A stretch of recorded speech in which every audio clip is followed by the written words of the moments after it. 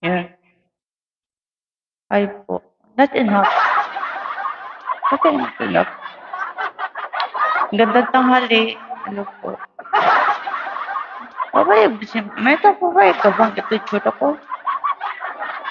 Okay lang yan. Natural. Alam mo yung who I am, di ba? Yung ano, gusto kasi. Tipla, please. Kala ko, kamali pa lang. Hello, di ba din? Lahat ay punta sa kalwa. Ang love niya talaga punta sa kalwa. Sorry time tayo. Sorry time.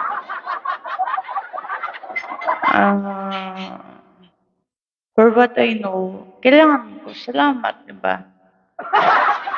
Malit man ng malaki kasi may story dyan regarding about father and son.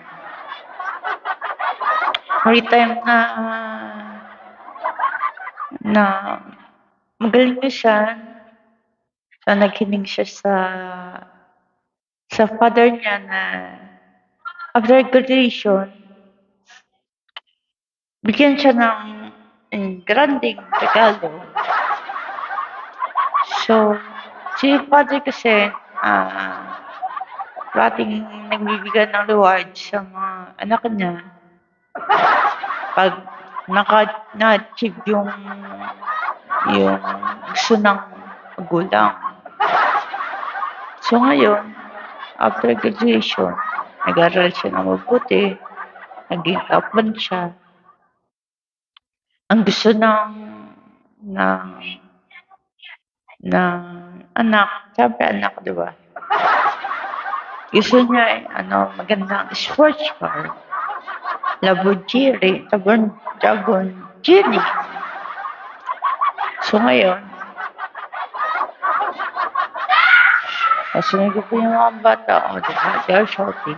I hear it. So ngayon, pag-graduate ng anak niya, so top 1 siya. So ngayon, binigyan siya ng pala niyan, Bible. Nagalit yung anak. Nagalit yung anak. Magpasya ba ako lang? Nagalit yung anak niya. So ngayon, sabi, bakit mo binigyan ng Bible, diba? That is what I don't want to receive. Dapat, diba? So, dapat kailangan magpasalamat kasi may mas matutunan mga sa Biblia. So, after a year, di nagalit nga yung anak, no? Hindi niya pinasya yung father niya. Tapos nawala yung father. Diba? Sad talaga siya. Diba? Nalungkot siya. Ang drama naman ang background ko. O diba? Ang drama. Diba? Parang ganda lang sa so. O diba? Lungkot. So ngayon, ako ata naiyak.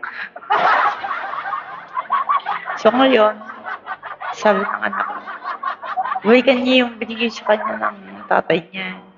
So binasa niya yung Bible. At the end of the Bible, andun yung susi ng car. O, diba? So meaning to say, every single na na-accept natin yung blessings na sa atin, kailangan natin magpasalamat kahit maliit o malaki. So ngayon, syempre, ganito ako. Diba? So, nagpapasalamat pa rin ako na buhay. Malimog. Bigyan pa ako ng many years. Hindi ko alam po ano pa yung mission ko. Sa inyo, pati yung kablang ko ako na wala talaga. Pero, stroke side ko ay kanan. So ngayon, Ang dama talaga ng mga kailangan umiyak eh, no? Dapat ma-share pa rin, di ba? So, meaning to say, we should thankful every time na binigay sa atin ng Lord. Binuhay tayo. Huwag na tayong manira ng kapwa natin, di ba? Hindi maganda. Sabi nga nila, hayaan mo na lang.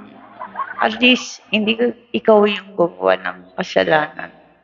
Yung ibang tao na. So that's lesson birthday. Classmate. Sana may natutunan kayo. We must enjoy life lang. And then thankful sa mga tao na they are shouting again. Mga bata makukulit.